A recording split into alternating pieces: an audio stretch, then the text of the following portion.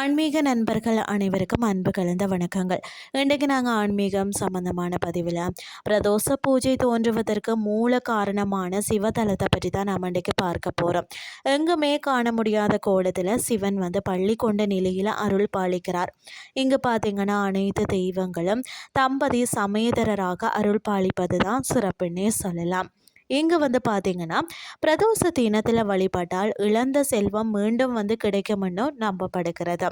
அருள்மிகு பள்ளிகொண்டீஸ்வரர் திருக்கோயில் எங்கன்னு சொல்லி பார்த்தீங்கன்னா சுருட்டப்பள்ளி சித்தூரில் ஆந்திராவில் அமைந்திருக்கிறதுனே சொல்லலாம்.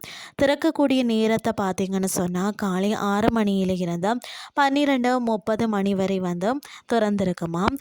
அது மட்டும் இல்லாமல் மாலை 4 மணியில இருந்து இரவு 8 மணி வரை கூட திறந்திருக்கும்னு சொல்லப்படுகிறது. அதாவது சென்னையில் இருந்து பெரியபாளையம் உத்துக்கோட்டை வழியாக திருப்பதி செல்லும் வழியில தான் 56 கிலோமீட்டர் தூரத்தில் சுருட்டப்பள்ளி இருக்கிறது.